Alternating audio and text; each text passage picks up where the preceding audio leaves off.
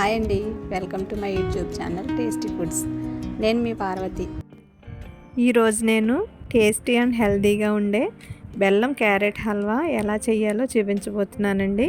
ముందుగా 1/2 KG carrot తీసుకొని ఇలా ముక్కలుగా కట్ చేసుకొని మిక్సీ జార్లో వేసి ఆన్ చేసి ఆఫ్ చేస్తూ రవ్వలా వచ్చేలా గ్రైండ్ చేసుకోవాలి.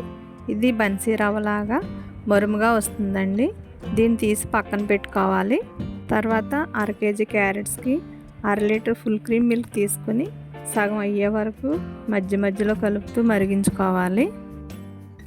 ఇప్పుడు స్టవ్ ఆన్ చేసి కుక్కర్ పెట్టి దానిలో 1.5 స్పూన్ల వరకు నెయ్యి వేసి జీడిపప్పు వేయించి తీసుకొని పక్కన పెట్టుకోవాలి. ఇప్పుడు దీనిలో చితక్కొట్టిన 3 ఇలాచీ వేసి ఫ్రై చేసుకోవాలి. ఇవి నెయ్యిలో వేగడం వలన క్యారెట్ హల్వా ఫ్లేవర్ చాలా బాగుంటుందండి.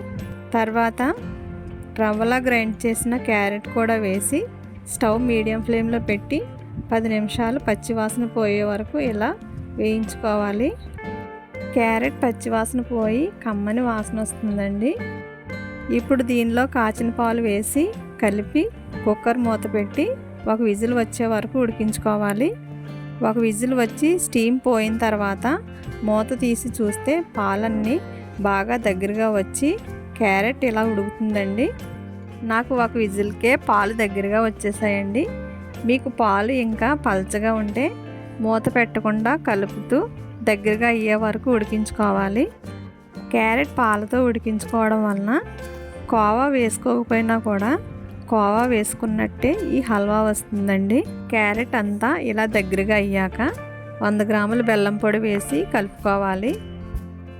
బెల్లం అంతా కరిగిపోయిన తర్వాత ఇలా దగ్గరగా ఉడికించుకొని ఇప్పుడు 2-3 స్పూన్ల షుగర్ వేసుకోవాలి.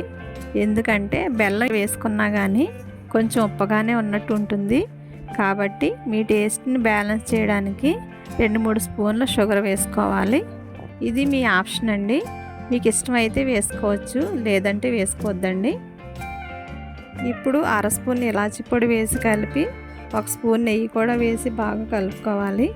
దించే ముందు నెయ్యి వేసి కలుపుకోవడం వలన హల్వా టేస్ట్ చాలా బాగుంటుందండి. వేయించి పెట్టుకున్న జీడిపప్పు కూడా వేసి కలుపుకొని దాన్ని సర్వింగ్ బౌల్లో తీసుకొని సర్వ్ చేసుకుంటే టేస్టీ అండ్ హెల్తీ బెల్లం క్యారెట్ హల్వా రెడీ అయిపోయిందండి. ఈ క్యారెట్ హల్వా మీరు కూడా ట్రై చేసి ఎలా వచ్చిందో కామెంట్స్లో చెప్పండి. ఈ వీడియో మీకు నచ్చినట్లయితే లైక్ చేసి షేర్ చేసి సబ్స్క్రైబ్ చేసుకోండి. Thanks for watching.